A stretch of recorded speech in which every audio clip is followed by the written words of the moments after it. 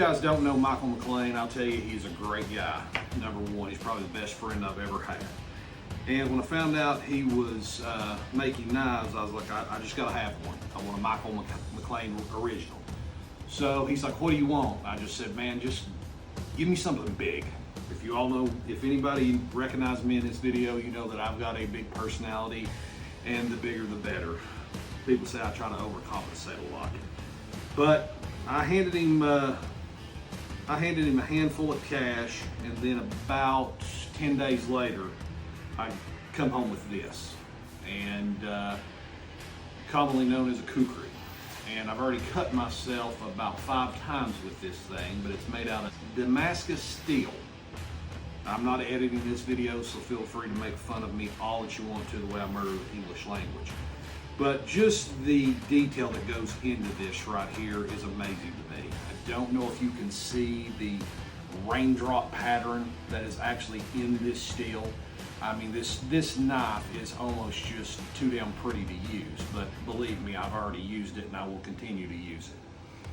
You know, it comes with these epoxy handles that he has on it that from my understanding, that he hand sands to just fit your hand perfectly. And I don't know if you see in this design here, it's got a pine cone design. The pine cone is actually dipped into the epoxy, and if you know, on certain days, the way the wind blows, you can actually get a good pine smell to it. But this right here is going to make a great addition to, you know, my weapons collection. This knife will not hang on the wall. It will be used, and that's what I told him. I was like, I want something that's durable, that if I have to chop wood, chop hands, chop heads, I want something to do it with. And one thing I love about this design, that it's got the weight all the way in the front, so when you actually swing this, whatever you're hitting is going to get cut. So, and the way that he has ribbed this spine on it, the very first swing that I took on it was on a 6x6 treated post. And I just, from the top, come down on it, and I sank the blade about that far in it, with absolutely no vibration or anything transferring over into my hand. And at first I didn't think I wanted a sheath for this. Like I said, I was just going to hang it on the wall. I mean, hell, this is not something that you need for everyday use, so why need a sheath? But I changed my mind on it, and I just found a local sheath maker here. Done an excellent job. I mean, it's nothing special, but I'm not here to advertise him. Great guy. I will say it's Keaton Custom Leather out in North Knox County. Done a great job, did exactly what I wanted for the exact price. Didn't want to spend a lot of money on the sheath, and I feel like I've, actually came out with some quality on it. But this right here, when it comes to knives, you can't really put a price on quality, and this is what you get.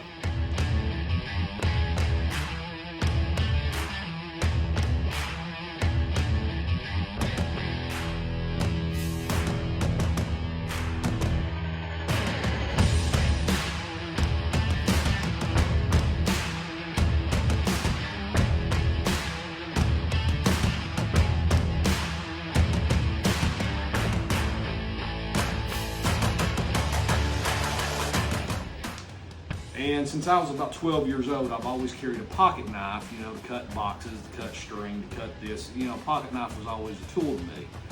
And I carried around, I'm a barber. I received a very good pocket knife when I graduated barber school, and it finally just, the clip broke on it. And I went and bought a Gerber knife, wasted $100. So then I went and bought a Kershaw knife, wasted $100. And then I just told Mike, I was like, man, you know, I'd love to have just a straight blade knife that I could figure out a way to just carry it inside my pocket. Well, you know, if you know Mike McLean, all you have to do is say something, and you just start hearing the gears start clicking in his head. And then the next thing you know, I just end up with maybe a little bit of 7-8 inch little knife made out of Damascus steel once again. Don't know if you can really see, but beautiful pattern on it. Once again, this is a working knife. I've already used it to cut boxes, you know, trim back some plastics on some clippers when I was modifying them, cut a whole salami with it. Great job. And once again, you know, just a simple little sheath, just a clip, This right here will clip on the outside of your belt or right inside your pocket. And you know, one thing, this knife maker, he did a real good job. You know, it actually sticks in there upside down.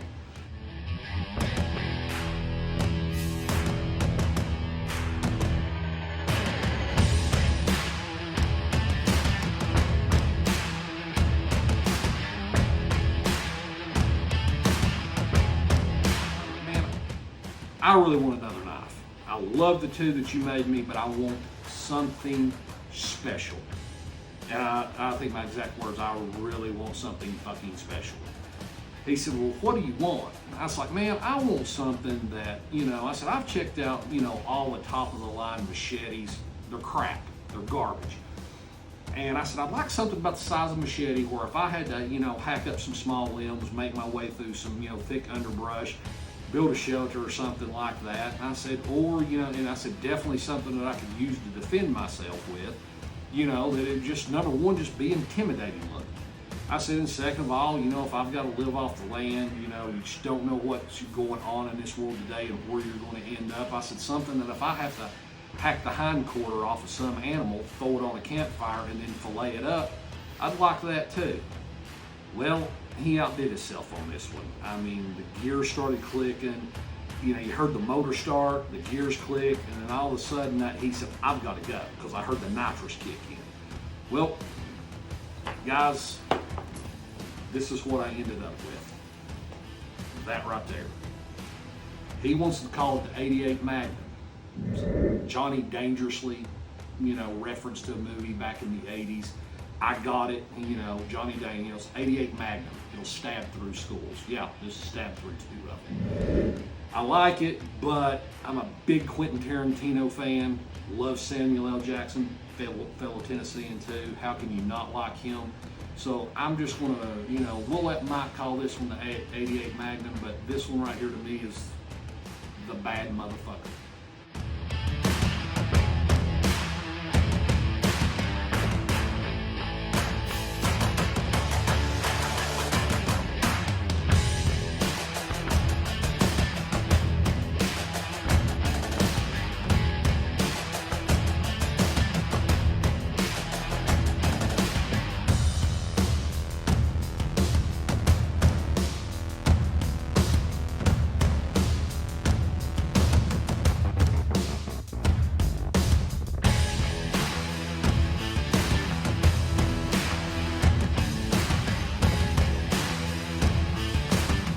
Made out of, you know, D2 steel.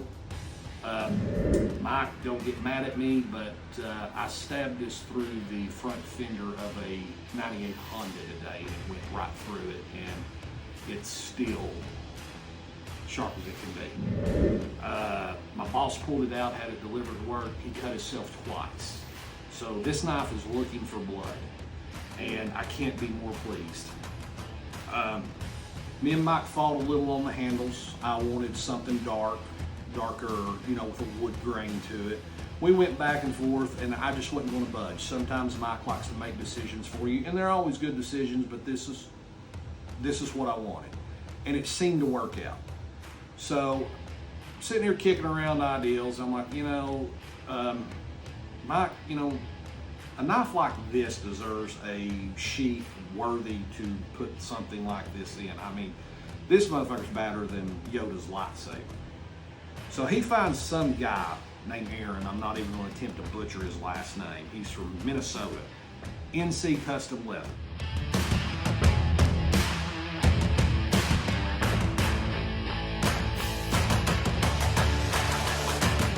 Standing for North Country, and after I mapped it out where it's at, it down near should stand for near Canada, you know, down the Great White North.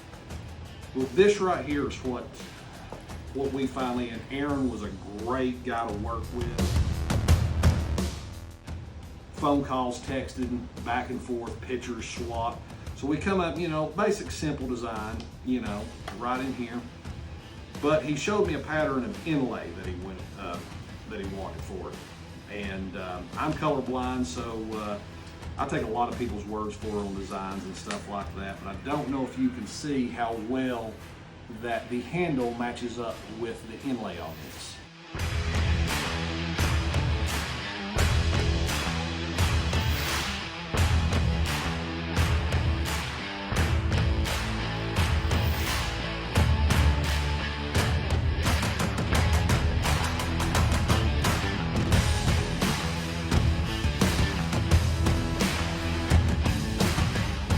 right here is giraffe skin. And don't worry, for all you animal lovers, everything, you know, he willingly offered this up, and I actually seen the documentation on it. This was actually from a dying animal that was put out of his misery, and its hide was harvested and sold, and from what I understand, the locals, wherever it was at, benefited from this animal being, you know, put out of its misery. The rest of it's made out of buffalo skin, and I mean, it's a work of art. I mean, it's actually a sheath that is worthy of one of Michael's blades. So if you ever decide to, you know, buy, you know, one of Mike's blades from him, you know, just screw your leather guy. Send this to Aaron. And, you know, I've got an extra piece of leather. One thing I liked about this, you know, to go on a belt loop. If you'll notice, I mean, we've got heavy duty washers and brackets, and I'm not lingoed in all this. But, you know, 4 screws, I can put it in, 4 screws, take this out. But the whole premise of this, you know, is to, you know, because the knife is so big, you know, and I've got short legs, so I wouldn't even be able to bend my knee. So, you know, it would be something that I would drape over the shoulder, carry in this manner, or across the back. Now, I'm going to tell you one thing about me. I do not care to pay for quality, whether it's food, a car, you know, a firearm. I just don't believe in, you know, get it right the first time. I'm just going to go ahead and tell you right now, Michael McLean's blades are too cheap. We've argued about this. I've told him he sells them for too cheap. I benefited from it. Hopefully he'll listen and you'll have to pay for it. But you won't find the quality. When I mean handmade, I mean this man is out in his workshop on his back porch in the rain, the snow, putting his heart and soul into these knives that he makes you.